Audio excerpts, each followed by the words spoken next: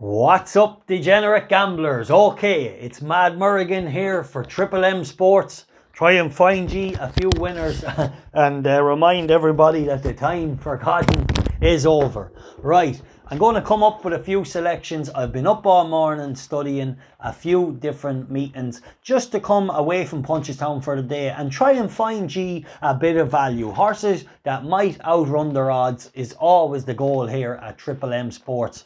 Right. Hope you were on yesterday. Clan des Abo, the money man, tipping up in the description below. So like I said to you, he will be tipping up in all the festivals and yeah, trying to find you a winner or two, which is with what it is all about. Right, so a few interesting runners today at big prices that might outrun their odds. Let's touch on, I suppose we'll start with the earliest race, as always. The 140 in Redcar, Call Annie, trained by the Easterbees, having a nice time of it. David Allen in the saddle, riding plenty of winners. Always a good thing to have a jockey with confidence high, things going their way. Happy jockey is a good jockey, remember that. Okay, so definitely improvement coming for this one. A little bit green on debut, started slow, never really got the hang of things, was a little wide, a little bit gawky looking around, and the penny just kind of 3/4 dropped. It never fully dropped, but she figured it out as she went a little bit more and a little bit more. So I reckon Call Annie dropped into a cellar can definitely improve on her first run, or definitely be more streetwise, and I think she can definitely run a nice race. She's as big as 7 or 8 to 1, have a nice each way on Call Annie in the 140 at Redcar. Right, so let's touch, I suppose, we'll stick with Redcar for a minute, stick with the Easterbees, and we'll stick with David Allen. Right, David Allen rides a horse here, the 315 at Redcar. Listen again, by that sire, Make Believe, the Ballylynch horse that's having a great time as at stud. Right, let's just touch on this for a minute. It's an interesting horse to me as long as we see support in the market. And if not today, Listen Again is one for your notebooks. Definitely has some potential moving forward in handicaps. So just keep an eye today. Watch the market. It's as big as 12 to 1. So watch the market. But I'd have a little each way that it definitely has some improvement to come. But just keep an eye on it today. Right, let's move on to the 350. This is a trappy enough race. We have the favourite here, Spirit of Bermuda, for William Haggis. Has a really good record at the track for the globe-trotting lovebird, Tom Marquand. What a jockey Tom Marquand is. No matter where he goes, he's the thunder from down under. He comes back to England and he just boots them home. Really a jockey to keep on side and want to follow, especially at the big meetings coming up through the summer, such as Royal Ascot and places like that. I'm sure Tom will be coming in for a lot of good rides. So definitely one of my favourite jockeys to follow. Very good, and just seems to always know what he's at, and really important and very decisive when he makes his moves.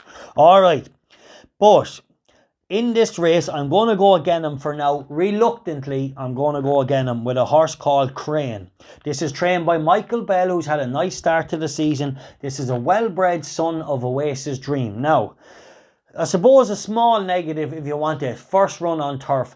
Might that be a problem? No. He might be fine. He might have done plenty of work on grass. But let's say he does let himself down today. It is quick ground, which is always a slight concern for Oasis Dream. They tend to be very good with a little bit of juice in the ground. Callum Shepherd in the saddle, around the 7 to 2 mark. But I am going to take a chance that this is an above average horse.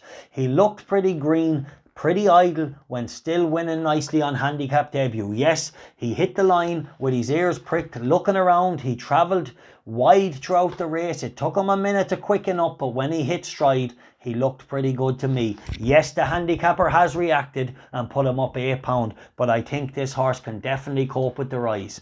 So definitely a horse to follow today. 350 at Redcar. Crane, 7 to 2. So keep him on your side. And then let's touch on a horse to follow this year in handicaps. Whether it's today or not, we will see. Glide Down. This is a beautiful big son of Point of Entry. 4:05 at Lingfield. Martin Harley in the saddle. The Donegal man riding for Alan King. So I seen this horse running on debut in Salisbury. first time out, and I watched it canter into the post, and this is the finest big model of a horse you ever seen. And I remember putting a note saying, if he runs any way decent, this is one horse to really follow. And he actually ran a lot better than I thought he would have been ready for. He really stayed on nicely to pick up a bit of place money and ran really nice. I always had him down as a horse that would improve over time in handicaps, stepping up in trip. He steps up today to 1.5 miles. Now it is interesting, will Lingfield suit him? Will he handle it? I'm not so sure, but if not today, keep this horse in your tracker for the futures. Definitely a beautifully bred horse, and one to really follow in handicaps, especially at the big galloping tracks. No doubt Alan King will be plotting a course for him to win one of the nice big staying handicaps.